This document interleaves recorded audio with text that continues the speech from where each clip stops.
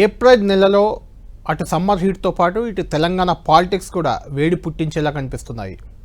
April 10న Jeevan Reddy car పార్టీలో చేరేందుకు రంగం సిద్ధమవుతుంటే ఏప్రిల్ 25న కవిత కొత్త పార్టీ ప్రకటన జరగబోతుంది. ఇప్పటికే ఆమె పార్టీకి సంబంధించిన విధి విధానాలు ఖరారు చేసుకున్నారు, ఎన్నికల సంఘానికి దరఖాస్తు పెట్టుకున్నారు. అది ఆవిర్భావం ఏప్రిల్ 25న జరిపేందుకు ముహూర్తం కూడా ఖరారు చేసుకున్నారు కవిత. ఇక మరోవైపు ఏప్రిల్ 27న బీఆర్ఎస్ ఆవిర్భావ దినోత్సవం ఘనంగా నిర్వహించేందుకు ఆ పార్టీ సిద్ధమవుతుంది. ఈ రకంగా 3 కీలక పరిణామాలు ఏప్రిల్లో జరగనుండడంతో తెలంగాణ పొలిటికల్ హీట్ మరింత పెరిగింది. ఈ మూడే కాదు, మరోవైపు తెలంగాణ మంత్రివర్గం కూడా విస్తరణ జరుగుతుందనే చర్చ నడుస్తుంది. అది కూడా ఏప్రిల్లోనే జరిగే ఛాన్స్ కనిపిస్తుంది. దీంతో అటు అంతా తెలంగాణ రాజకీయం అంతా కూడా సమ్మర్ హీట్ కంటే ఇంకా ఎక్కువ వేడిగా సాగే అవకాశం కనిపిస్తుంది. ఇదే ఈరోజు ప్రైమ్ టైం డిబేట్. ఈ 3 పరిణామాలు తెలంగాణ రాజకీయాలను ఏ రకంగా మలుపు తిప్పబోతున్నాయి, ఏం జరగబోతుంది, ఏప్రిల్ నెల తర్వాత ఎన్నికల మూడ్లోకి అన్ని పార్టీలు వెళ్ళబోతున్నాయా, ఇదే అంశంపై చర్చిద్దాం. మనతో పాటు డిబేట్లో జాయిన్ అవుతున్నారు విజయ్ గారు బీఆర్ఎస్ పార్టీ నుంచి, అదేవిధంగా కాంగ్రెస్ పార్టీ అధికార ప్రతినిధి రవల్ రెడ్డి గారు కూడా మనకు లైవ్లో అందుబాటులో ఉన్నారు. తెలంగాణ జాగృతి ఇప్పటి వరకు అదొక సంస్థగా ఉంది.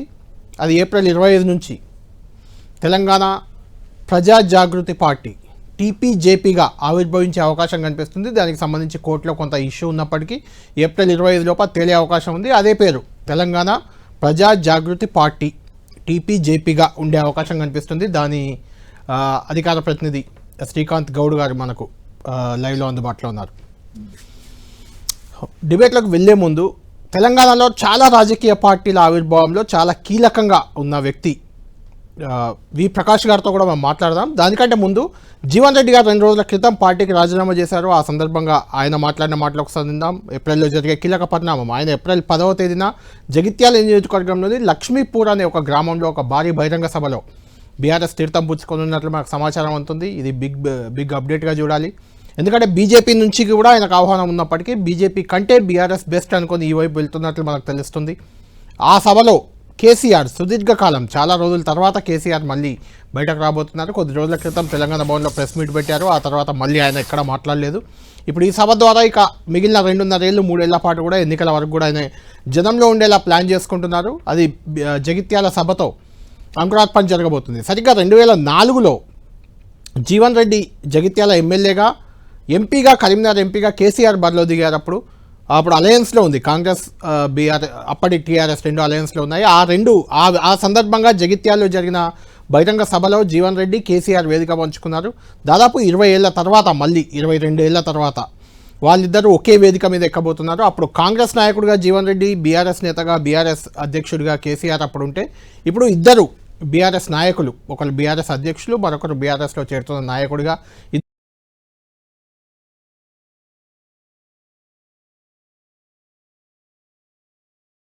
సమీపంలో మునిరాబాద్లో తెలంగాణ జాగృతి పార్టీ ఆవిర్భావం జరగబోతుంది. దానికి సంబంధించి ఈరోజు కవిత ప్రకటన చేశారు నిజామాబాద్ వేదికగా. వాళ్ళిద్దరు ఏమన్నారు ఒకసారి చూద్దాం.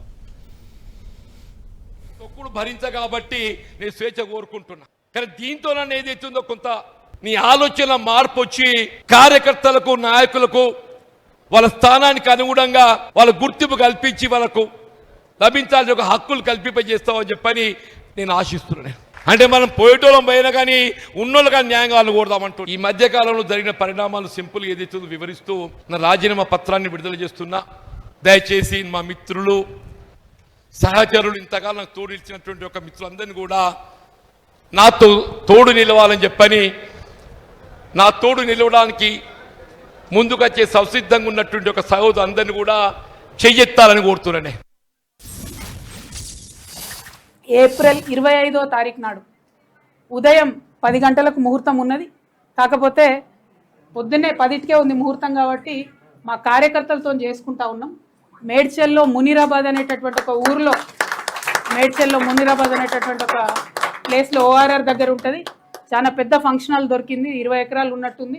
మా కార్యకర్తల కాడికే ఒక 30-35 వేల మంది పడతారు. మిగతా జనరల్గా పబ్లిక్ మీటింగ్ మళ్ళీ పెట్టుకుంటాం పొద్దున 10కి కాబట్టి. మా జాగృతి వాళ్ళు సిస్టమేటిక్ కార్యకర్తలు, ప్రతి గ్రామంలో ఉన్నటువంటి జాగృతి కార్యకర్తలు, ఉద్యమకారులు, ప్రజాస్వామ్యవాదులు, ఈ రాష్ట్రంలో రాజకీయాల్లో మార్పు రావాలనుకునే వాళ్ళందరినీ కూడా మనస్ఫూర్తిగా ఆహ్వానిస్తూ ఉన్నాం. ఏప్రిల్ 25వ తారీఖు, వచ్చే నెల ఏప్రిల్ 25వ తారీఖు నాడు మార్నింగ్ 10 o'clockకి మేము జెండా ఆవిష్కరణ చేసి మా పార్టీ పేరు చెప్తాము.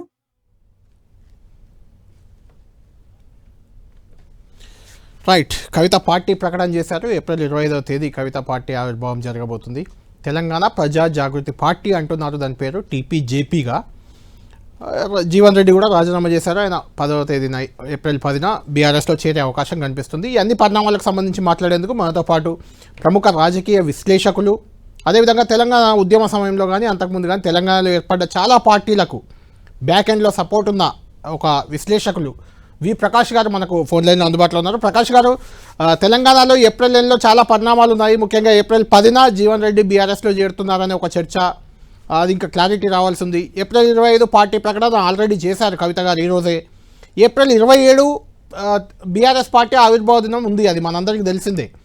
ఎలా చూడాలి? సరిగ్గా 2 రోజుల ముందే, అంటే ఏప్రిల్ 27 బీఆర్ఎస్ ఆవిర్భావం, దానికంటే 2 రోజుల ముందే తెలంగాణ ప్రజా జాగృతి పార్టీ ఆవిర్భావం జరగబోతుంది. ఎలా చూస్తున్నారు ఈ పరిణామాన్ని? ఎన్ని పార్టీలైనా పెట్టుకోవచ్చు, రావచ్చు, మనకి ఇబ్బంది ఏమి ఉండదు. ఎందుకంటే చైర్మన్ మావో చైనా ఉద్యమం అప్పుడు ఒక మాట అన్నాడు, 100 ఆలోచనలు సంఘర్షించని 1000 పూలు వికసించని అని. అంటే ఎన్ని పార్టీలు వచ్చినా వాళ్ళ ఆత్మ సంతృప్తి కోసం వాళ్ళు ప్రజలకు ఏదో సేవ చేయాలనే ఒక తపనతోని పెట్టుకుంటా ఉంటారు. దానివల్ల మనము ఎవరికి పెద్ద ఇబ్బంది ఉండదు. బట్ ఆ పార్టీ వచ్చిన తర్వాత వాళ్ళు ఎంతవరకు దాన్ని ప్రజల్లోకి తీసుకెళ్లగలుగుతారు, ఎన్ని ప్రజా సమస్యలు తీసుకొని వాళ్ళు పోరాడగలుగుతారు, వాళ్ళ ప్రణాళిక ఏంటి, నిజంగానే ఇవాళ యూత్ను మహిళల్ని ఆకర్షించగలిగే స్థాయిలో ఉందా లేదా అనేది చెప్పగలుగుతాము.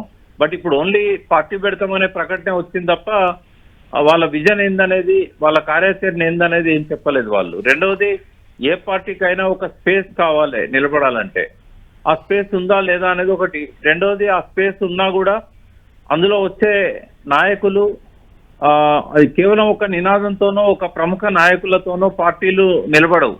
మీకు తెలుసు, టీఆర్ఎస్ పెట్టినప్పుడు కూడా ఒక 9 ఏళ్ల దాకా దాన్ని 2.5 జిల్లాల పార్టీ అన్నారు. అవును, అంటే ఏ ఎన్నికల్లో చూసినా మనకు ఆ 2.5 జిల్లాలనే ప్రభావవంతంగా పనిచేసినాయి. మరి కేసీఆర్ లాంటి ఒక టవరింగ్ పర్సనాలిటీ, తెలంగాణ లాంటి ఒక గొప్ప నినాదము, ప్రజల్లో ఎమోషను, ఒక మావోయిస్ట్ పార్టీ క్యాడర్ అంతా కూడా తెలంగాణ కోసము నినాదాలు ఇచ్చిన సమయంలోనే అది 2.5 జిల్లాలకు పరిమితమైంది. కేసీఆర్ నిరాహార దీక్ష తర్వాతనే మొత్తం తెలంగాణ అంతా వ్యాపించింది. అంటే 9 ఏళ్ళు పట్టింది అది వ్యాపించడానికి. అది కూడా ఒక ప్రముఖ నాయకుడు నిరాహార దీక్ష, ఆమరణ దీక్ష చేస్తే తప్ప అది పెద్ద ఎత్తున ప్రజల్లోకి పోలేదు. కాబట్టి అటువంటి స్పేస్ ఉన్న టైంలోనే అటువంటి గడ్డు కాలం అనేది టీఆర్ఎస్కి ఎదురైంది. అంటే ప్రకాష్ గారు, ఇక్కడ ఒక పాయింట్ ఏంటంటే నేను అడుగుతుంది, సరే ఎన్ని పార్టీలు వచ్చినా ప్రజలకే లాభం, మీరు అన్నట్టు ప్రజల పక్షాన వాళ్ళు పోరాటాలు చేస్తాయి, లేకుంటే ఎన్నికలు వచ్చినప్పుడు కొంత డబ్బులు కూడా ఎక్కువ పార్టీలు ఉంటే ఎక్కువ డబ్బులు వస్తాయిలేండి, అది వేరే విషయం. అయితే నేను అంటున్న పాయింట్ ఏంటంటే, ఇప్పుడు తెలంగాణలో కొత్త పార్టీకి స్కోప్ ఉందా? బీజేపీ, బీఆర్ఎస్, కాంగ్రెస్ 3 స్ట్రాంగ్గానే ఉన్నాయి, 2 జాతీయ పార్టీలు, ఒక ప్రాంతీయ పార్టీ. ఇప్పుడు కొత్త పార్టీకి ఎంతవరకు స్కోప్ ఉంది అంటే మీరు ఏం చెప్పగలుగుతారు? అంటే స్పేస్ అయితే లేదు. అది తెలంగాణ పేరుతో వచ్చినా, లేకుంటే తెలంగాణకే పరిమితమైన పార్టీ వచ్చినా, ప్రాంతీయ పార్టీ, ఇప్పుడైతే స్పేస్ అనేది కనబడతలేదు. ఎందుకంటే టిఆర్ఎస్ ఓడిపోయిన సమయంలో ఒక స్పేస్ ఉండే, బట్ ఆ స్పేస్ ఎవరు కూడా ఉపయోగించుకోలేదు. ఇప్పుడు ఎలక్షన్స్ ఇంకొక 2.5 సంవత్సరాలు ఉన్నాయి కాబట్టి ఈ టైంలో ఒక స్పేస్ క్రియేట్ చేసుకోవడం అనేది సాధ్యం కాదు. ఎందుకంటే ప్రజల్లో ఆల్రెడీ కొన్ని ఒపీనియన్స్ బలపడతా ఉన్నాయి. కాబట్టి ఇప్పుడు స్పేస్ క్రియేట్ కాదు. కాకుంటే ఏదో ఒక పార్టీకి అటాచ్ అయ్యి పని చేసినట్టయితే వాళ్ళకు కొంత పర్ఫార్మెన్స్ మంచిగా ఉంటే కొన్ని సీట్లు రావచ్చు, లేదా కొంత పర్సెంటేజ్ ఓట్లు రావచ్చు. అంటే బీజేపీ బీఆర్ఎస్ని అయితే పూర్తి స్థాయిలో విమర్శిస్తూ వస్తున్నారు కవిత, ఎప్పటి నుంచో మనం చూస్తున్నాం. అంటే కాంగ్రెస్ పార్టీకి అటాచ్ అయ్యే అవకాశం ఏమైనా కనిపిస్తుందా మీకు? అంటే నేను అనేది ఏ పార్టీ అని చెప్పలేను, బట్ ఏ పార్టీకో ఓ పార్టీకి అటాచ్ కాకపోతే కొత్త పార్టీలకు మనుగడ ఉండదు, ఉనికి కూడా ఉండదు. రైట్, ఇప్పుడు ఫైనల్గా మిమ్మల్ని ఒకటే అడుగుతాను. జీవన్ రెడ్డి గారు మాజీ మంత్రి, కాంగ్రెస్పై తిరుగుబాటు చేశారు, రేవంత్ రెడ్డిని టార్గెట్ చేశారు. ఆయన బీఆర్ఎస్ వైపు వస్తున్నట్లు తెలుస్తుంది, ఇంకా క్లారిటీ రాలేదు, వస్తున్నట్లు. ఇటు కవిత గారు కూడా కేసీఆర్ని, బీఆర్ఎస్ని వీళ్ళని టార్గెట్ చేసి బయటకెళ్లారు, కొత్త పార్టీ పెడుతున్నారు. ఈ 2 పరిణామాల్లో దేని ఎఫెక్ట్ రానున్న ఎన్నికల్లో ఎక్కువగా ఉండబోతుందంటే ఏం చెప్తారు? అంటే జీవన్ రెడ్డి రావడం వల్ల కొంత కరీంనగర్ లో ఆయన ఫాలోయింగ్ ఉంది, జగిత్యాల్లో ఆయన మళ్ళీ గెలవగలుగుతాడు. అంతవరకు జీవన్ రెడ్డి గారి ప్రభావం ఉంటది. అది ఒక సపరేట్ ఇన్సిడెంట్ గానే చూడాలి తప్ప ఓవరాల్ కాంగ్రెస్ పార్టీ మీద పెద్ద ప్రభావం ఏముండదు. ఓవరాల్ గా తెలంగాణ అంతా టీఆర్ఎస్ కి కలిసి వచ్చేది కూడా పెద్దగా ఏముండదు. అది కరీంనగర్ జిల్లా వరకు, పర్టికులర్ గా జగిత్యాల నియోజకవర్గం వరకే ఒక దాన్ని చూడాలి. రెండవది కవిత విషయంలో ఏంటంటే ఆమె తన కార్యాచరణ ఎట్లుంటది, తర్వాత తన ప్రణాళిక ఏంటి, తన మేనిఫెస్టో ఇదంతా బయట పెట్టిన తర్వాత కొంత యూత్ ను, మహిళలను ఆకర్షించగలిగే అవకాశం ఉంటది. అది పెద్దగా టీఆర్ఎస్ కి వచ్చే నష్టం అయితే ఏం లేదు.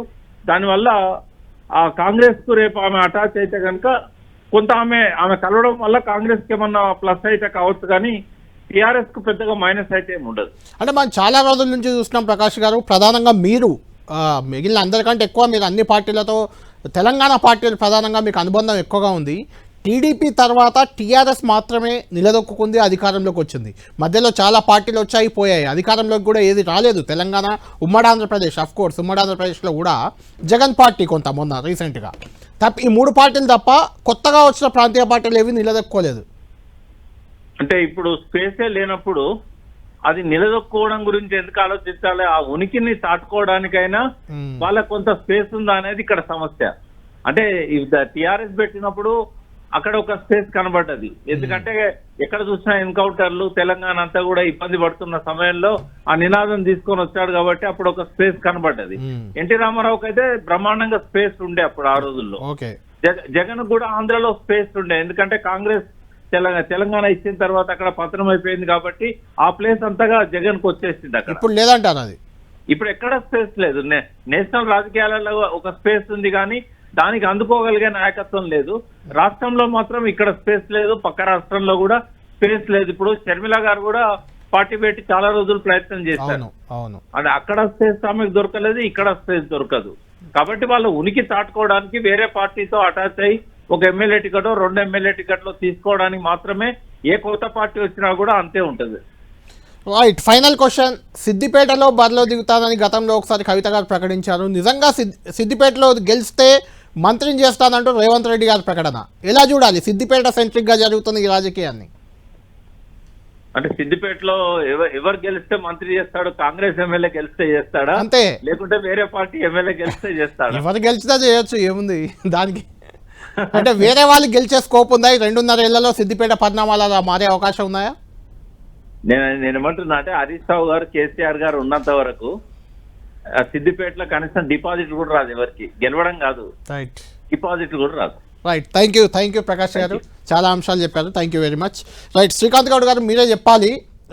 ప్రకాష్ గారు చెప్పింది మనం అంతా విన్నాం. తెలంగాణలో కానీ ఆంధ్రప్రదేశ్లో కానీ ఇప్పుడు కొత్త పార్టీకి అసలు స్కోపే లేదు అనేది ఒకటి ప్రకాష్ గారి వాదన.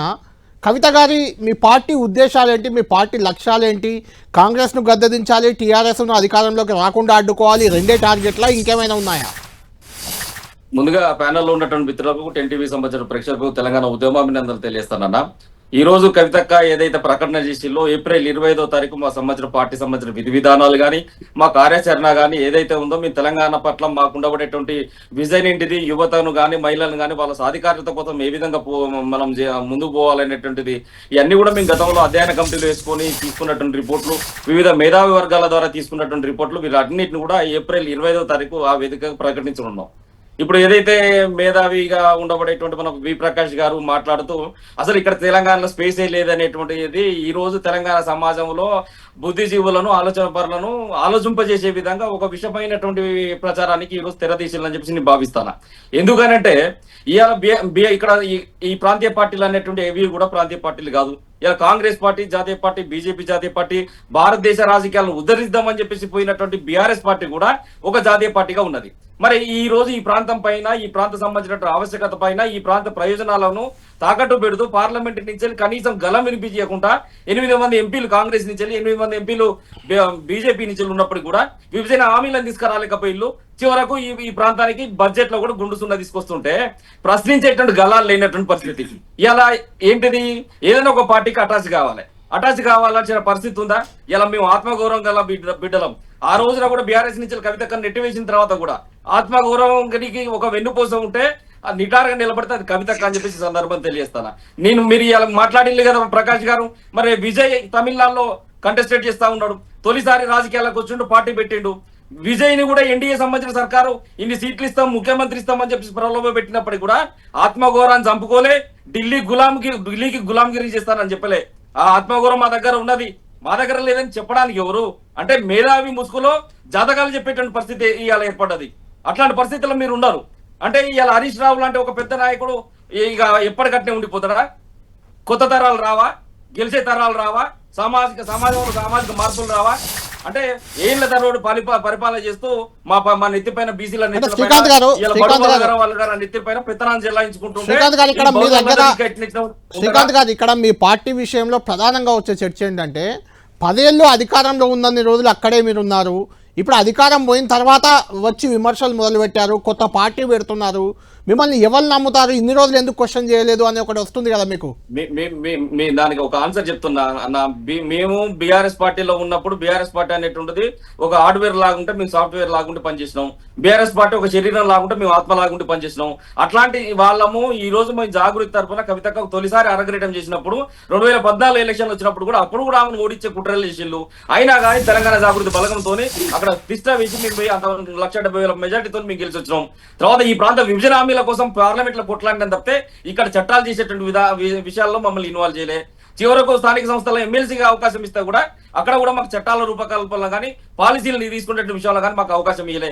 అందుకనే కదా బయటకు వచ్చిన తర్వాత అంతర్గత వేదికలలో అనేక సందర్భాల్లో నేను చెప్పిన ఉద్యమకారుల గురించి చెప్పిన, అమరుల గురించి చెప్పిన, ఎవరి గురించి చెప్పినా పట్టించుకున్న పాపాన పోలేదు. ఈ బీఆర్ఎస్ పార్టీలో అంతర్గత ప్రజాస్వామ్యం లేదు, దీన్ని సరిదిద్దుకోమని చెప్పిన పాపానికి నన్ను బయటికి నెట్టివేసిళ్ళు. అమరులారా, ఉద్యమకారులారా నన్ను క్షమించండి, సామాజిక తెలంగాణ కోసం నేను కట్టుబడి ఉన్నా. అంటే శ్రీకాంత్ గారు బయటకు పంపారు కాబట్టి పార్టీ పెడుతున్నారా, వాళ్ళు బయటకు నెంటేశారు కాబట్టి పార్టీ పెడుతున్నారా? అన్నా ఎక్కడైనా మీరు గుర్తుపెట్టుకోండి, ఎక్కడైతే అవమానానికి గురైతామో అవమానం గురైన నుంచే ఆత్మగౌరవం అనేటువంటి పుడుతుంది. ఆ రోజు జయలలిత కూడా అదే ఆత్మగౌరవం దెబ్బతింటే నిండు సభల శపథం తీసి బయటకు వచ్చింది. ఇదే చంద్రబాబు నాయుడు కూడా నిండు సభల తన భార్య పైన ఏదో మాటలు మాట్లాడినప్పుడు కూడా ఆయన కూడా శపథం చేసి అసెంబ్లీకి పోకుండా బయటకు వచ్చిండు. మొన్న ఈ ఆడబిడ్డను కూడా ఇంతే స్థాయిలో వాళ్ళు ఇంటర్నల్ గా చాలా వేధించిండు. కాబట్టి చివరకు ఎమ్మెల్సీగా ఆ పార్టీ ద్వారా వచ్చినటువంటి ఎమ్మెల్సీని, పార్టీ సభ్యత్వాన్ని మొత్తం కూడా రాజీనామా చేసేసి నిండు సభలో మాట్లాడి కన్నీటితో బయటకు వచ్చింది మా అక్క. ఆ రోజు చూసిన ప్రతి ఒక్క తెలంగాణ ఉన్నటువంటి ప్రతి ఒక్క హృదయం ఒక ఆడబిడ్డకు ఇంత హింసించిందా అంటే మహిళా సాధికారత ఉండొద్దు, మహిళలు 33% రిజర్వేషన్ వస్తే వాళ్ళు అందలాలు ఎక్కుతారు, మా కుర్చీలు కదులుతాయి అని చెప్పేసి ఈ రోజు వాళ్ళ మధ్యన వచ్చినటువంటి కుర్చీల తగాదలో భాగంగా కవితక్క ఎక్కడ ఇక దాన్ని మొత్తం కూడా చేస్తుందో అని చెప్పేసి విజయ్ గారు బాధపడి మాట్లాడతాను. శ్రీకాంత్ గారు వస్తాను మళ్ళీ. విజయ్ గారు అవమానానికి గురి చేసి బయటకు పంపారు, కవిత గారు పార్టీ పెట్టారు. శ్రీకాంత్ గారు చెప్పినా ఎవరు చెప్పినా ఆటోమేటిక్గా పార్టీ లక్ష్యం బీఆర్ఎస్ని దెబ్బతీయడమే, అందులో అనుమానం లేదు. ఎందుకంటే మీరే కదా అవమానించి బయటకు పంపింది, కాబట్టి మీపైనే టార్గెట్ ఉంటుంది. ఎలా చూస్తారు, ఎలా ఎదుర్కోబోతున్నారు దీన్ని? బీజేపీ కాంగ్రెస్ కంటే కూడా మీకు కవిత పార్టీ థ్రెట్ అంటే ఏం చెప్తారు? కళ్యాణ్ గారు, మీకు శ్రీరామనవమి శుభాకాంక్షలు ప్యానల్లో ఉన్న వారికి, అదేవిధంగా 10 టీవీ ప్రేక్షకులకు. ఈ దేశంలో పీపుల్స్ రిప్రజెంటేటివ్ యాక్ట్ ప్రకారంగా ఎవరైనా, ఈ ప్రజాస్వామ్య దేశం కాబట్టి ఎవరైనా ఎప్పుడైనా ఎక్కడైనా రాజకీయ పార్టీలు పెట్టుకునేటువంటి ప్రారంభించేటువంటి హక్కు వారికి ఉన్నది. ఆ హక్కుని ఎవరు కాదనట్లేరు. ఈ దేశంలో అనేక పార్టీలు వస్తూ ఉన్నాయి, పోతాయి. ఇప్పుడు దాదాపు జాతీయ పార్టీలు 6 జాతీయ పార్టీలు ఉన్నాయి, దాదాపు 2500 ప్రాంతీయ పార్టీలు ఉన్నాయి. తెలంగాణ చూసుకున్నట్లయితే ప్రధానమైనటువంటి పార్టీలు బీఆర్ఎస్, బీజేపీ, కాంగ్రెస్, సిపిఐ మధ్యలో నడుస్తుంది పంచాయతీ. ఈ రాష్ట్రంలో పూర్తి స్థాయిలో ఎవరి పాత్ర వాళ్ళు పోషిస్తూ ఉన్నారు. అధికార party Congress party, BRS party పార్టీగా చూస్తున్నారా? అలాంటి వందల వేల చిన్న పార్టీలు అక్కడికే వస్తా ఉన్నా. దాదాపుగా రిజిస్టర్డ్ అయ్యి అన్రికగ్నైజ్డ్ అయినటువంటి పార్టీలు ఉన్నాయి ఈ తెలంగాణలో. దాదాపు 150 నుంచి 200 పార్టీలు. అందులో ఒక పార్టీ కేసీఆర్ గారి మీద విషం చిమ్మి, కేసీఆర్ గారి మీద అనునిత్యం కాంగ్రెస్తో చేతులు కలిపి పార్టీ పెట్టినటువంటి ప్రొఫెసర్ కోదండరామ్ గారు రాజకీయ పార్టీ ఈరోజు తెలంగాణ జనసమితి ఏ పరిస్థితిలో ఉందో చూసినాం. కనీసం వార్డు మెంబర్ కూడా పోటీ చేసేటువంటి పరిస్థితి లేదు ఆ రాజకీయ పార్టీ. పేరుకి రాజకీయ పార్టీ ఉంటుంది, కానీ కేసీఆర్ గారిని విమర్శించడం కోసం పెట్టినటువంటి పార్టీలు చాలా వస్తున్నాయి, పోతున్నాయి. మగలో పువ్వుతున్నాయి, పువ్వులో కాలం గర్భంలో కలిసిపోతూ ఉన్నాయి. కాబట్టి ఎవరు పార్టీ పెట్టినా, ఎవరు ఏం చేసినా కేసీఆర్ పెట్టినటువంటి బీఆర్ఎస్ పార్టీ తెలంగాణ ప్రజల గుండెల్లో అందుకున్నటువంటి పార్టీ ఇది, తెలంగాణ ప్రజల DNA ఇది బీఆర్ఎస్ పార్టీ అంటే. Already కేసీఆర్ గారు అంటే ఒక ఎమోషనల్ మీరు అధికారంలో ఉన్నప్పుడు అది చెప్పొచ్చు, ఓడగొట్టారు మిమ్మల్ని ఆల్రెడీ. కాబట్టి ఆల్రెడీ ఓడగొట్టారు. ఎవరు సరే ఓటమికి ఏం సంబంధం, ఏం కారణం అనేది ఇప్పుడు ఓటమికి కవిత కారణం అవుతారా నా స్టేట్ క్వశ్చన్. అసలు ఆమె పార్టీ పెడుతుందనే విషయం బీఆర్ఎస్ పార్టీ చర్చ కూడా లేదు. అనవసరంగా టీవీ చర్చలు పెట్టి అది పెద్ద ఇష్యూ చేస్తున్నారు తప్ప. నేనేమంటున్నా అంటే ఈ దేశంలో కుటుంబంలో పార్టీలు బీహార్ రాష్ట్రంలో చూసినట్టయితే లాలూ ప్రసాద్ ఆర్జేడీ నుంచి వారి సోదరుడు శివపాల్ సింగ్ యాదవ్ ప్రగతిశీల సమాజ్వాదీ పార్టీ లోహియా పార్టీని పెట్టేసి 2018లో పార్టీ పెట్టి 2019లో పోటీ చేసిండు. ఆయన హెలికాప్టర్ వేసుకొని తిరిగిండు. ఎవరు నడిపించిండో కూడా తెలుసు. ఆయన్ని హెలికాప్టర్ వేసుకొని తిరిగితే ఆయన ఎక్కడ కూడా ప్రభావం చూపలేదు. ఆయన సొంత నియోజకవర్గంలో ఓటమి పాలన జరిగింది. అదేవిధంగా ఉత్తరప్రదేశ్ అది బీహార్ రాష్ట్రంలో లాలూ ప్రసాద్ యాదవ్ కొడుకు తేజ్ ప్రతాప్ యాదవ్ కూడా సేమ్ అదే పరిస్థితిలో ఉంది. అదే చాలా రాష్ట్రాల్లో, మహారాష్ట్రలో కావచ్చు, ఛత్తీస్గఢ్లో కావచ్చు, అదేవిధంగా నీకు కర్ణాటకలో కావచ్చు, తమిళనాడు రాష్ట్రాల్లో కావచ్చు, అనేక రాష్ట్రాల్లో ఈ కుటుంబ సభ్యులు ఇట్లా ఇప్పుడు షర్మిల గారు తెలంగాణ వైఎస్ఆర్ కాంగ్రెస్ పార్టీ పెట్టారు. ఆమె కథం అది రద్దు అయిపోయింది. కాంగ్రెస్ పార్టీ ఏమంటారంటే వాళ్ళు ఏంటంటే వారి ఇతర పార్టీల వారి యొక్క కనుసరణలో పనిచేస్తున్నారు. వాళ్ళు ఈ గతంలో చూసినటువంటి పార్టీ మరి షర్మిల గారు, మరి కవిత గారు వారి పార్టీ పెట్టడం స్వాగతిస్తా ఉన్నాం. వారి విధి విధానాలు ఏంది, వారి స్టాండ్ ఏంది, వాళ్ళ పాలసీలు ఏంది, వాళ్ళు ఏం స్టాండ్ తీసుకుంటారు, అసలు వాళ్ళు ఏం మాట్లాడతారు. ఎంతసేపు ఉన్న కేసీఆర్ గారిని బీఆర్ఎస్ పార్టీని తిట్టడం కోసము రేవంత్ రెడ్డి గారు నడిపిస్తా ఉన్నాడా, లేకుంటే వారు ఏమైనా నిజంగా ప్రజల కోసం ఏమైనా కన్సర్న్ ఉంటుందా, లేకుంటే ఉంటుందా? ఎలా ఈరోజు నిజామాబాద్లో చూసిన తర్వాత PCC అధ్యక్షుడు మహేష్ కుమార్ గౌడ్ గారు, కవిత గారు ఒకే వేదికలో శ్రీరామనవమి వేదికలో ఉన్నారు. ఆయన మాట్లాడుతూ కూడా నిజామాబాద్కి ఒక అవకాశం వచ్చింది, తెలంగాణ ఏలే అవకాశం వచ్చింది, మహేష్ అన్నకు వచ్చింది అని చెప్పేసి మాట్లాడదు. అంటే ఆ మాటల్లో అర్థమైపోతా ఉంది. అక్కడ మాట్లాడొచ్చింది, ఇక్కడ ప్రెస్ కాన్ఫరెన్స్ లో పెట్టి ఇది చేస్తా ఉన్నారు. కాబట్టి మొన్న ఢిల్లీకి వెళ్ళారు ముఖ్యమంత్రి రేవంత్ రెడ్డి గారు, వెళ్ళారు, వీరు వెళ్ళారు. ఏమైనది కవితక్క ఎక్కడ వెళ్ళినా ఆమె ఒక్కటి వెళ్ళదు. ఆమె చాలా మందిని తీసుకుని వెళ్తుంది. కానీ ఒకతే వెళ్ళిందంటే సంథింగ్ ఏదో ఒక హిడెన్ ఎజెండాతో ఒక సీక్రెట్ మీటింగ్ వెళ్ళి అక్కడికి వెళ్ళొచ్చిన తర్వాతనే ఇవన్నీ జరగడము. అసెంబ్లీలో కూడా రేవంత్ రెడ్డి గారు మా పార్టీ నాయకులని హరీష్ రావు గారిని, కేటీఆర్ గారు ఇవన్నీ చూస్తున్నట్లయితే ఒక కాన్స్పిరసీ నడుస్తుంది. ఎవరో నడిపిస్తున్నటువంటి పరిస్థితులు కనిపిస్తా ఉన్నాయి. కాబట్టి ఏదైనా తర్వాత ఆమె విధానాలు ఏంటో బయటకు వస్తాను. రావల్ రెడ్డి గారు, ఒక మహిళా నాయకురాలు కవిత పార్టీ పెట్టబోతున్నారు. అటు మహిళా రిజర్వేషన్లు కూడా రాబోతున్నాయి. అయితే ఆ పార్టీ వెనుక కాంగ్రెస్ ఉంది అనే ఒక అనుమానం మాత్రం చాలా సెక్షన్లలో ఉంది. ఇప్పుడు విజయ్ గారు కూడా అదే అంటున్నారు. నిజంగా ఉందా అలాంటిది మీకేమైనా? గుడ్ ఈవినింగ్ అండి. మీకు ప్యానెల్లో ఉన్న వాళ్ళందరికీ, తెలంగాణ ప్రేక్షకులకు అందరికీ నమస్కారము. ముందుగా ఈరోజు భద్రాచలంలో కానీ రాష్ట్ర వ్యాప్తంగా కానీ శ్రీరామనవమి వేడుకలు బ్రహ్మాండంగా నిర్వహించిన తెలంగాణ ప్రభుత్వానికి అభినందనలు తెలియజేస్తున్నాం. ఇంకా ఈరోజు చాలా అద్భుతమైన విషయాలంటే, ఒక మహిళ ఎవరైనా కానీ ప్రజాస్వామ్యంలో పార్టీ పెట్టుకోవచ్చు, పోటీ చేయొచ్చు అనేది మనం ఇప్పటిదాకా చర్చల్లో ఉన్నాం. ఫస్ట్ నుండి కూడా అదే నడుస్తూనే ఉన్నది. ఒక మహిళ ముందుకొచ్చి పార్టీ పెడతా అన్నప్పుడు దాన్ని ఖచ్చితంగా స్వాగతించాల్సిన అవసరం ఉంటుంది. ఎవరు ఏ పార్టీ పెట్టినా, ఎక్కడి నుండి వచ్చినా దాన్ని స్వాగతం పలకాల్సిన అవసరం ఉంటుంది. తర్వాత తను పార్టీ పెట్టిన తర్వాత తన ఎజెండా ఏంటి, తను ఎవరి కోసం పోరాడుతున్నారు, తన ఇంటి మీద పోరాడుతున్నారా లేక ప్రజల కోసం నిజంగా పోరాడుతున్నారా అనేది మనము ఆ రోజు విశ్లేషణ చేసుకుంటే బాగుంటది. ఈ రోజు ఇప్పటి వరకు మాత్రము కవిత గారి మాటలు విన్నా, ఏది విన్నా కానీ అది కుటుంబ తగాదాగా మాత్రమే కనిపించింది. ఆధిపత్య పోరు మధ్యలో, అంటే కుటుంబంలో ఎవరిది ఆధిపత్య పోరు అనే విషయంలో మాత్రమే స్పష్టంగా కనబడింది.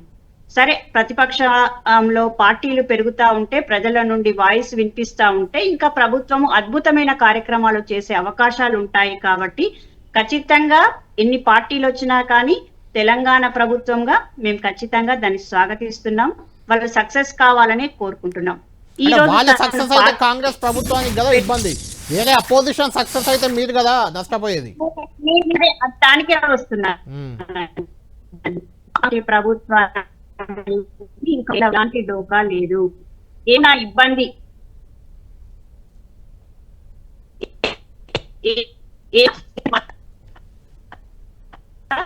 ఈ కుటుంబ పార్టీ తర్వాత హ్యాండ్ ఎవరు ఏంటి అనే విషయంలో చర్చ నడుస్తుంది కాబట్టి టీఆర్ఎస్ పార్టీకే దెబ్బ తప్ప మాకు ఎలాంటి ఎందుకు అది మీ లేదు. అధికార పార్టీ ఈ నుంచి రోజు కూడా రవల్ రెడ్డి గారు అధికార పార్టీ నుంచి 40 ఏళ్ళు మీ పార్టీలో ఉన్న ఒక నాయకుడు జీవన్ రెడ్డి రాజీనామా చేసేశారు. ఆయన బీఆర్ఎస్ లో చేరబోతున్నారు. అంటే జనరల్ గా అధికార పార్టీ వైపు వస్తుంటారు నాయకులు.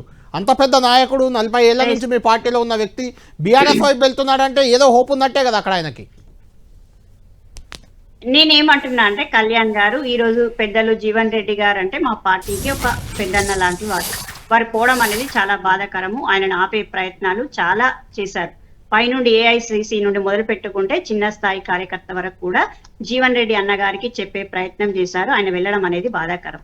కానీ ఈ రోజు తను వెళ్తా అనే నిర్ణయం తీసుకున్న తర్వాత ఈ రోజు ఇంతకుముందే విశ్లేషకులు చెప్పారు అంటే జీవన్ రెడ్డి గారి ప్రభావం మొత్తం తెలంగాణ వ్యాప్తంగా ఉండకపోవచ్చు, కేవలము జగిత్యాలలో కేవలము కరీంనగర్ జిల్లాకే పరిమితమై ఉంటది అనే విషయంలో మాట్లాడిండ్రు.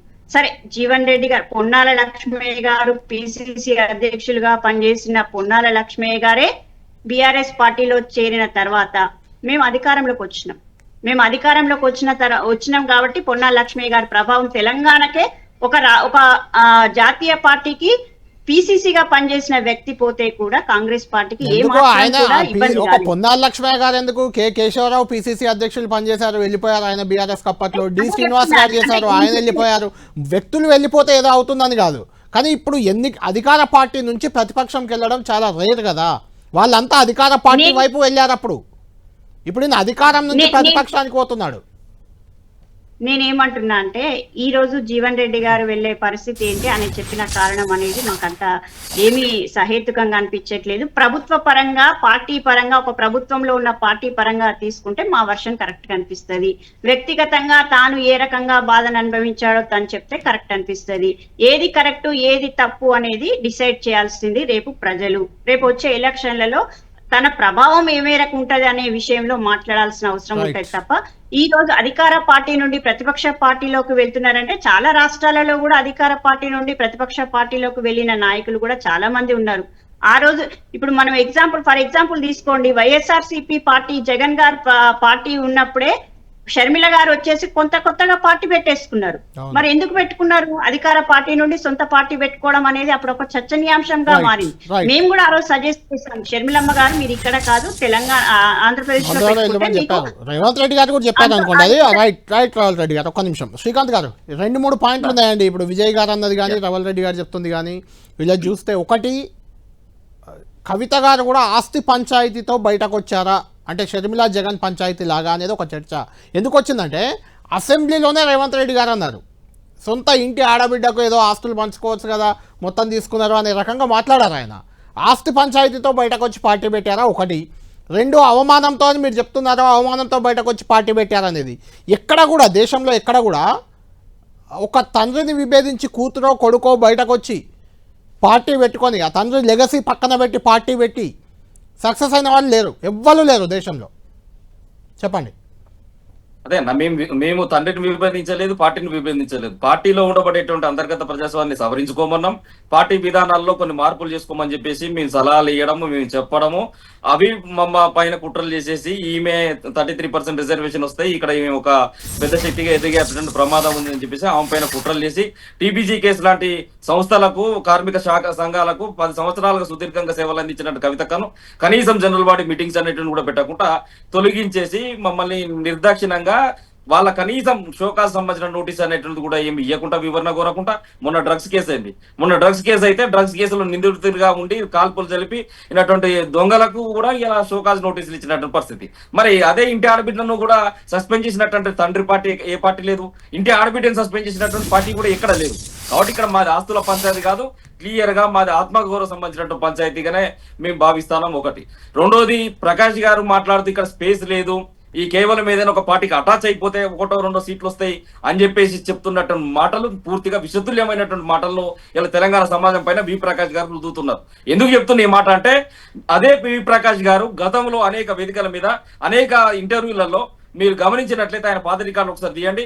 కవిత గారు కనుక బయటికి పార్టీ కనుక పెడితే ఇది బీఆర్ఎస్ కు పెను ప్రమాదము, ఆమె సంచలనం సృష్టిస్తుంది, ఆమెతో మహిళా సమాజం మొత్తం పోతుంది, మైనార్టీ సమాజం మొత్తం పోతుంది, ఆమె ప్రకంపనలు సృష్టిస్తుందని చెప్పేటువంటి వ్యక్తి ఇలా వి ప్రకాష్. ఇలా వి ప్రకాష్ విశ్లేషణ చేయవయ్యా అంటే జాతకము జ్యోతిష్ అని చెప్పేటువంటి పరిస్థితి కనపడుతుంది. సరే, ఇది కూడా పక్క పెడితే విజయ్ గారు కూడా చెప్తున్నట్టు మహేష్ కుమార్ గౌడ్తో కళ్యాణం చేసినామని అంటే అది ఒక కళ్యాణము, బ్రాడ్ రాజకీయాలు చేయాలి. ఒక వ్యక్తిని కలిసి మాట్లాడినంత మాత్రాన మీరు అదంటే నిన్న అసెంబ్లీలో పోయి శ్రీధర్ రావుతో మన ఎవరు కోమటిరెడ్డి రాజగోపాల్ రెడ్డితో పోయి కూడా అంటగాగి మాట్లాడుకొని వచ్చింది. మీరు అసెంబ్లీ లాబీలలో కూడా రేవంత్ రెడ్డిని పోయి కలిసి వచ్చిన మీ హరీష్ రావు. మరి అదే ఒక విమానంలో ఢిల్లీ నుంచి సింగిల్ ఇద్దరే ప్రయాణం చేసేళ్ళు. అదే అమిత్ షా లాంటి సంబంధించినటువంటి కోవట్ వాళ్ళ సంబంధించిన మనుషులు పంపిస్తే కూడా ఇక్కడ ఒక డార్క్ రూమ్లలో పోయి కలుసుకున్నట్టు సందర్భాలు కూడా బీజేపీతో ఉన్నాయి. ఇలా బీజేపీతో పొత్తులు పెట్టుకోవడానికి సిద్ధంగా ఉన్నది బీఆర్ఎస్ పార్టీ. ఎందుకు అంటే వాళ్ళ పైన ఉన్నటువంటి కాళేశ్వరం కేసే కావచ్చు, ఈ ఫార్ములా కేసే కావచ్చు, ఇతర కేసులన్నీ కూడా చుట్టుముట్టినాయి ఇలా బీఆర్ఎస్ పార్టీని. ఇలా బీఆర్ఎస్ పార్టీ ఎక్కడ ప్రతిపక్షంగా ఉందండి? వెలుగుమట్ల సంబంధించిన బాధితులు అక్కడ అంతకాలం తిప్పలు పడుతుంటే ఒకనాడు పోయి పరామర్శించి పూర్తిగా అయిపోయేంత వరకు నిలబడ్డ బీఆర్ఎస్ పార్టీ ఎక్కడ నిలబడలే. ఇలా ప్రతిపక్షం అంటేనే పండుకున్నది, ప్రతిపక్షం మొత్తం స్లీప్ మోడ్ లో ఉన్నది కాబట్టి కాంగ్రెస్ పార్టీ మొన్న మున్సిపల్ ఎలక్షన్లలో అన్ని గెలిచింది. మరి 10 ఏళ్ళు అధికారంలో ఉన్న పార్టీ, 10 ఏళ్ళు ప్రభుత్వాన్ని నడిపిన పార్టీ, 26 సంవత్సరాలుగా ఉద్యమ పార్టీగా ఉన్నటువంటి పార్టీ మరి కనీసం ఒక ఎన్ని స్థానాలు గెలవాల్సి ఉంటుంది మున్సిపాలిటీలో? ఆ కనీస స్థానాలు కూడా గెలవలేనటువంటి పరిస్థితి. ఇలా ఇంకొక మాట చెప్తాను, ఒక మాట 38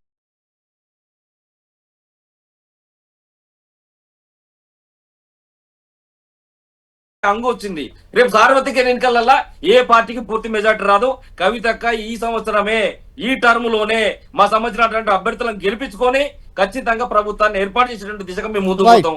ఎందుకు తొందరపడి ముందు మా విధి విధానాలు తెలవకుండా ప్రయత్నాలు చేస్తున్నారు? విజయ్ గారు, ఖచ్చితంగా 4 పార్టీలు పోటీ పడితే, బీజేపీ, బీఆర్ఎస్, కాంగ్రెస్, తెలంగాణ జాగృతి పార్టీ కూడా పోటీ పడితే, శ్రీకాంత్ గారు అన్నట్లు నిజంగానే హంగొచ్చే అవకాశం కనిపించట్లేదా మీకు సార్? వాళ్ళ కవితక్క మనలో పొందారు కూడా మనం మాట్లాడుకుంటారు. అసలు హంగు ఇన్ని పార్టీలు పోటీ చేసినప్పుడు హంగు ఏం రాదన్న, కళ్యాణ్ గారు, హంగు ఏం రాదు. ఈడ పూర్తి స్థాయిలో కాంగ్రెస్ పార్టీ 6 గ్యారంటీలు 420లు ఇచ్చి ప్రజలని ఏమార్చి మోసం చేసింది. నిండు శాసనసభలో కూడా ఎన్ని పచ్చి అబద్ధాలు చెప్పిండు. మా పార్టీ నాయకత్వం ఎట్లా తిప్పికొట్టింది కూడా తెలుసు, ప్రజలందరూ చూసినారు. సభలో ఏం జరిగిందో చూసిండు.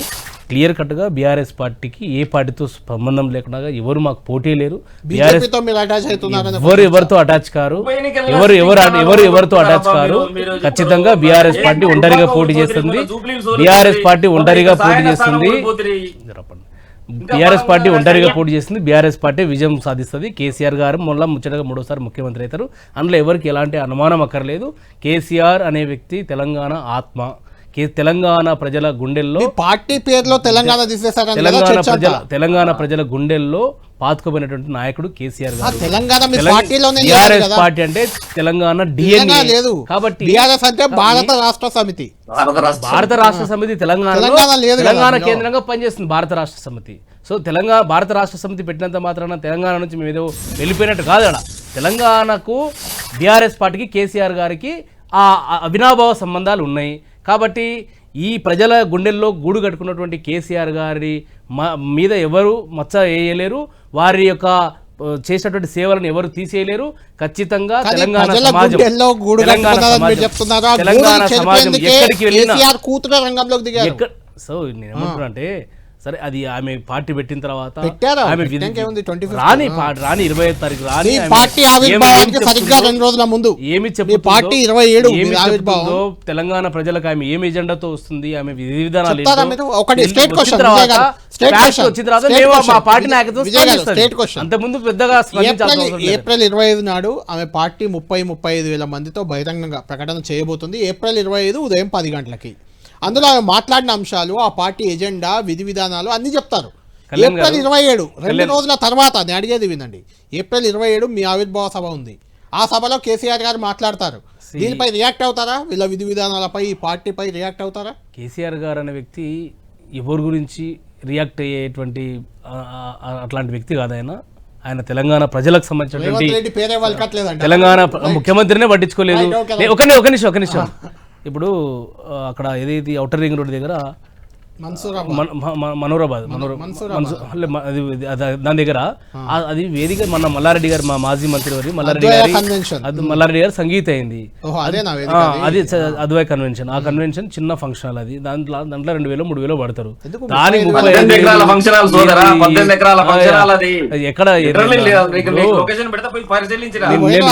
నేను వెళ్ళా సంగీత్ వెళ్ళా నేను చూసిన 2,000-3,000 మంది కంటే ఎక్కువ పట్టేటువంటి కెపాసిటీ కాదు అది. 2,000-3,000 కంటే ఎక్కువ పట్టదు. పార్కింగ్ కోసం ఏదో వాళ్ళు ప్లేస్ పెట్టుకున్నారు. నేనేమంటానంటే సరే పోనీ అది ఏమైనా పెట్టుకొని ఏమైనా చేసుకోరు కానీ దాని ఏముంది. ఆ పార్టీ నేను ఆ ఫంక్షన్లకు అటెండ్ అయినా కాబట్టి తెలుసు నాకు. ఆ చిన్న ఫంక్షన్ 35,000 మంది ఆ ఫంక్షన్ లో పడితే వదిలేసే దాని గురించి ఎంత పెద్ద చర్చ అవసరం లేదు. ఆమె ఏమైనా పెట్టుకొని ఏదైనా వేసుకొని ఆమెకు హక్కు ఉంది. రాజకీయ పార్టీ పెట్టుకొని మేము స్వాగతిస్తున్నాము. ఆమె చేసుకొని మాకేం ఎలాంటి అభ్యంతరం లేదు. కోదండరాం గారు కూడా కేసీఆర్ గారి మీద విషయం కక్కిండు, కాంగ్రెస్ పార్టీతో చేతులు కలిపి. ఇప్పుడు ఈమె కూడా ఎవరితో చేతులు కలుపుతుందో రాబోయే రోజుల్లో ప్రజలకు తెలుస్తుంది. వాస్తవ విషయాలు బయటకు వస్తాయి. ఎవరితో చేతులు కలుపుతున్నారు, ఎవరు చిలుక పంచాంగం చెప్పిస్తున్నారు అనేది రాబోయే రోజుల్లో వాస్తవాలు బయటకు వస్తాయి. ఎందుకు మనం అంత పెద్ద స్పందించాలి? ఒకటి నేనేమంటే ఎన్టీవీ లాంటి ఛానళ్ళు చర్చ పెట్టింది కాబట్టి ఈ సమస్యకి పెద్ద చర్చ ప్రాధాన్యత వచ్చింది. కాబట్టి అంటే పార్టీ అనేది తెలంగాణలో ప్రాధాన్యత లేని అంశమా మీకు? అసలు అవసరమే లేదు కదా తెలంగాణ ప్రజలకు. ఆల్రెడీ స్పేస్ లేదు కదా. స్పేస్ లేనప్పుడు ఎట్లా తీసుకుంటారు?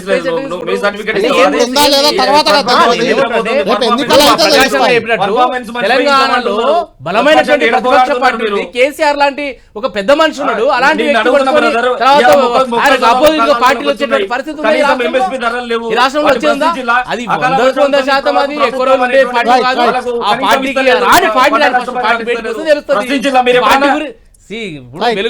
వెలుగుమట్ల గురించి ఒక రన్నింగ్ కామెంట్ చేసిండు సోదరుడు. అసలు వెలుగుమట్లకు కవిత గారు ఎప్పుడు పోయినారండి? 13 రోజుల తర్వాత పోయినారు. 13 రోజుల తర్వాత పోయారు. బీఆర్ఎస్ పార్టీ ఎప్పుడు పోయిందండి? అది సంఘటన జరిగిన 2 రోజులు 3 రోజులు అర్థమైందా? వెళ్ళింది.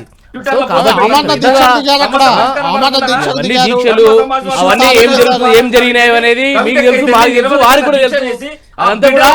అదంతా కూడా ఒక కట్టుకొత్త పిట్టకథలు అన్ని కూడా వాళ్ళు కట్టుకొత్త గవర్నమెంట్ మేము పట్టాలు ఇస్తున్నాం, మీరు చేసినట్టు చేయండి, ఏదో మీకు వచ్చినట్టు చేస్తుంది అంటే బీఆర్ఎస్ పార్టీ తక్కువ చేయాలని ఈ ప్రభుత్వం కుట్ర చేస్తుంది.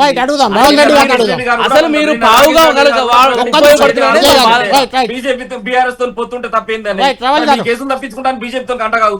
మీ దగ్గరికి వస్తాను. ఒక్క నిమిషం రాహుల్ గారు, మీరు ఫైనల్ గా చెప్పండి. అక్కడ ఈవెన్ వెలుగుమట్ల విషయంలో కూడా కాంగ్రెస్ వెనుకుందనేది బీఆర్ఎస్ ఆరోపణ, అది వేరే విషయం. నేను మిమ్మల్ని అడుగుతుంది ఏంటంటే అధికార పార్టీగా మీరున్నారు, ఇంకో పార్టీ రావడం వల్ల ప్రభుత్వ వ్యతిరేక ఓట్లు చీలి మళ్ళీ మీకే అడ్వాంటేజ్ వస్తుందనే నమ్మకం రేవంత్ రెడ్డిలో ఉందా? అందుకే నేనే మళ్ళీ సీఎం అని చెప్తున్నాను ఆయన. అలా ఏం లేదు కళ్యాణ్ గారు. ఈ రోజు మేము ఫస్ట్ నుండి కూడా రేవంత్ రెడ్డి గారు కానీ మేము కానీ ప్రతి ఒక్కరు అదే చెప్పినాము. అది ఇంటి సమస్య, ఇంటి పార్టీ ఇష్యూ. వాళ్ళు పెట్టుకున్నా కానీ వాళ్ళు మళ్ళీ కలిసిపోయే రోజులు కూడా వస్తాయి. ఇది పెద్ద తెలంగాణ ప్రజలకు ఒరిగేది ఏమీ లేదు. వీళ్ళ గొడవల వల్ల కానీ వీళ్ళు తెలంగాణ సమాజాన్ని పూర్తిగా గడిచిన 10 సంవత్సరాలు పూర్తిగా నాశనం చేసి పెట్టిండ్రు. కాబట్టి ఆ నాశనం చేసి పెట్టిన దానిలో కూడా ప్రధాన పాత్రలో కవిత గారు ఉండే. అప్పుడు ఆ రోజు తనేమన్నా మాట్లాడి ఆ రోజు విభేదించి బయటకు వస్తే ఈ రోజు తెలంగాణ ప్రజలు ఆమెను హర్షించి స్వాగతించేవాళ్ళు. కానీ ఈ రోజు మొత్తం అధికారం అంతా అనుభవించిన తర్వాత ఈ రోజు వాళ్ళ తగాదాలు, వాళ్ళ ఆస్తి తగాదాలు, వాళ్ళ ఆత్మాభిమానం తగాదాలు, ఆధిపత్య తగాదాల కోసం బయటకు వచ్చేసి ఈ రోజు మేమేదో వెనకాల ఉన్నామని చెప్పడం చాలా విడ్డూరం. ఈ రోజు బీఆర్ఎస్ పార్టీ నాయకులకు ఏమీ చేతగాక ఈ రోజు మీరు ఎంపీ ఎలక్షన్ నుండి మొదలు పెట్టుకుంటే మొన్న జరిగిన మున్సిపల్ ఎలక్షన్ల వరకు కూడా బీజేపీతో లోపాయికారి ఒప్పందం పెట్టుకొని బీజేపీ వచ్చిన కాడ బీఆర్ఎస్ లీస్ట్ లో ఉంటది, లీస్ట్ లో బీఆర్ఎస్ వచ్చిన కాడ బీజేపీ అసలే ఉండదు. ఈ లోపాయికారి ఒప్పందాలు పెట్టుకొని వీళ్ళు గొడవలు పెట్టుకొని ఈ రోజు ఎంతమంది పార్టీలు పెట్టినా అధికార పార్టీకి వచ్చే నష్టం లేదు. అధికార పార్టీ 100% ఈ రోజు తెలంగాణ ప్రజల కోసం పనిచేస్తున్న పార్టీ ప్రజా ప్రభుత్వం. కాబట్టి మేము 100% ఏదైనా విమర్శలు చేస్తే స్వాగతిస్తామని రవళిరెడ్డి గారు. ఇప్పుడు మీరు అంటున్నారు కదా, వాస్తవంగా చెప్పాలంటే కాంగ్రెస్ పార్టీ సపోర్ట్ చేసి బీజేపీని గెలిపించింది రేవంత్ రెడ్డి గారు. ఎందుకు చెప్తున్నారంటే ఆయన ప్రాతినిధ్యం వహించినటువంటి మల్కాజ్గిరిలో ఆయన ముఖ్యమంత్రి గారు సొంతం అప్పుడు సిట్టింగ్ ఎంపీ బీజేపీ గెలిచింది. సొంత జిల్లా మహబూబ్నగర్ జిల్లా మహబూబ్నగర్ పార్లమెంటు బీజేపీ గెలిచింది. పక్కన రఘునందన్ రావు గారి కోసం ఒక డమ్మీ క్యాండిడేట్ పెట్టిండు, కరీంనగర్ లో బండి సంజయ్ గారి కోసం ఒక డమ్మీ క్యాండిడేట్ పెట్టిండు రేవంత్ రెడ్డి గారు. ఇదంతా కూడా కూడగలుపుకొని ఎవరు- రేవంత్ రెడ్డి గారు బీజేపీ ఒకటే ఈ రాష్ట్రంలో శ్రీకాంత్ గారు, అది ప్రజలందరికీ అర్థమైపోయింది, రైట్, క్లియర్ ఒక్క కట్ నిమిషం, అర్థమైపోయింది. రైట్. శాసనసభలో బీజేపీని పొగిడి రైట్, ఓకే. కాంగ్రెస్ ముఖ్యమంత్రి పొగిడినట్టు అర్థం చేసుకోవాలి. ఇక రైట్, బీజేపీ శ్రీకాంత్ గారు. కాంగ్రెస్ ఒకటే అని చెప్పడానికి రైట్, శ్రీకాంత్ గారు, ఫైనల్ క్వశ్చన్. శ్రీకాంత్ గారు, రైట్, రావాలి గారు. వేసే ప్రభుత్వం కూడా మాదే ఉంది. రేవంత్ రైట్, అన్ననే రైట్. మాట్లాడిండు బీజేపీ రైట్. మీద కూడా. రైట్, శ్రీకాంత్ గారు, ఫైనల్ గా చెప్పండి. పార్టీ నిర్ణయం అయిపోయింది ఏప్రిల్ 25 ఉదయం 10 గంటలకు. దాని పేరు కూడా తెలంగాణ ప్రజా జాగృతి పార్టీ అంటున్నారు. ఆ పార్టీ పేరు నిజమేనా? ఒకటి. రెండోది, సిద్దిపేటలో బరిలో దిగుతా అని గతంలో కవిత చెప్పారు. ఆ స్టాండ్ మీదే, ఆ మాట మీదే ఉన్నారా? ఫైనల్ క్వశ్చన్ మీకు. నేనేమంటున్నా, 25వ తారీఖు మా విధి విధానాలు ఏదైతే ఉన్నాయో అవి ప్రకటిస్తాం. పార్టీ పేరు కూడా అధ్యక్షుల వారు ప్రకటిస్తారు. ఎందుకంటే దానికంటే ముందు మేము మాట్లాడడం కరెక్ట్ కాదు. ఓకే. మా కవితక్క గారు కూడా ఎక్కడ పోటీ చేయాలనేటువంటి కూడా విత్ ఇన్ ద పార్టీలో మీరు చర్చించి పార్టీ నిర్ణయం చేస్తుంది ఈ అంటే అంశంలో. సిద్దిపేట అని చెప్పారు కదా గతంలో, ఆ మాట మీద ఉన్నారా అని. మేడం సిద్దిపేట అన్నారు, కొందరు ప్రజలు మంచిర్యాల రమ్మంటున్నారు, కొంతమంది పెద్దపల్లికి రమ్మంటున్నారు. అనేక మంది అనేక రకాలుగా కవిత నాయకత్వం కావాలని డిసైడ్ కాలేదు. ఇంకా కాబట్టి డిసైడ్ పార్టీలో కాలేదు. నిర్ణయం తీసుకుంటాం మేము కూడా. రేపు పార్టీ అయిపోయిన తర్వాత పార్టీ పూర్తిగా Thank you, నిర్ణయం తీసుకున్న thank you. తర్వాత మేడం కూడా ఎక్కడ పోటీ చేయాలనేది నిర్ణయం చేస్తాం. థ్యాంక్ యూ శ్రీకాంత్ గారు, థ్యాంక్ యూ రాహుల్ రెడ్డి గారు, థ్యాంక్ యూ విజయ్ గారు, థ్యాంక్ యూ వి ప్రకాష్ గారు. మొత్తానికి తెలంగాణ రాజకీయాల్లో కవిత పార్టీ కలకలం అనేది మొదలైంది. కవిత పార్టీ వెనుక కాంగ్రెస్ ఉందని బీఆర్ఎస్ అనుమానిస్తుంది. బీఆర్ఎస్ బీజేపీ ఒక్కటే అనేది కవిత పార్టీ నాయకులు కానీ కవిత అభిప్రాయంగా కనిపిస్తుంది. చూడాలి రానున్న రోజుల్లో. ఏప్రిల్ నెల అంతా కూడా తెలంగాణ పొలిటికల్ హీట్ చాలా పెద్ద ఎత్తున పెరగబోతుంది. ఆ హీట్ని ఎవరు తట్టుకుంటారు, ఎవరు ఆ హీట్లో తగలబడిపోతారు అనేది వేచి చూడాలి. ఇది ప్రైమ్ టైం డిబేట్.